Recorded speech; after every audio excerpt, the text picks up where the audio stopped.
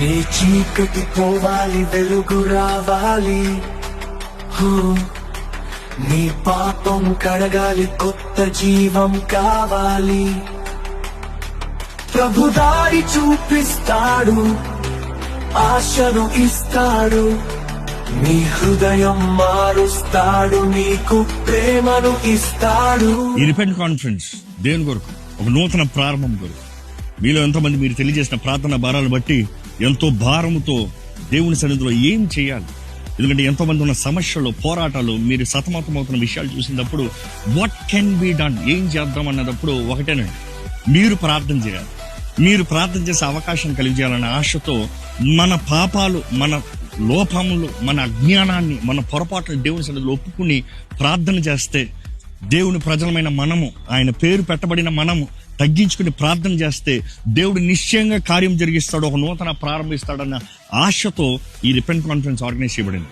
ఓ ప్రభువా, నీ కృపతో మాకు తెచ్చి, నీ ప్రేమలో నన్ను నింపి, నీ క్షమతో నన్ను నడిపి, నీ దారి నాకు చూపవా.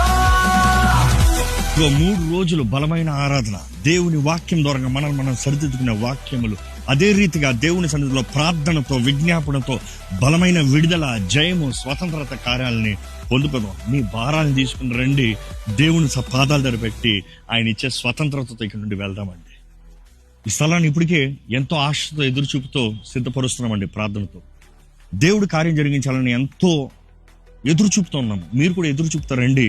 ఎదురుచూపు కలిగిన వారి జీవితంలో దేవుడు నిశ్చయంగా కార్యం జరిగిస్తాడు. అదే సమయం అవసరతలు ఉన్నవారు, పోరాటాలు ఉన్నవారు, మీకు తెలిసిన బంధుమిత్రులు, స్నేహితులు ఎవరైనా సరే, వారికి ప్రార్థన సహాయం కావాలంటే వారిని కూడా తోడుకుని రండి. వారు దేవుని సన్నిధిలో జతపరచబడాలంటే తోడుకుని రండి.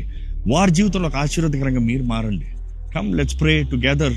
దేవుడే నిశ్చయంగా తగ్గించుకున్న వారి జీవితంలో కార్యం జరిగించినట్లుగా ఎదురు చూద్దాము, ఆశపడదాము.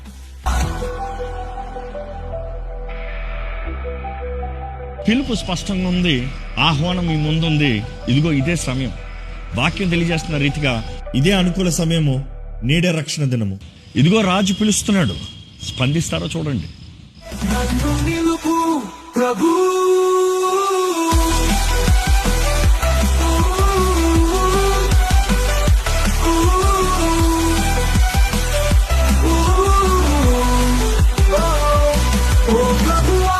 కృపతో మార్పు తెచ్చి, నీ ప్రేమలో నన్ను నింపి, నీ క్షమతో నన్ను నడిపి, నీ దారి నాకు చూపవా.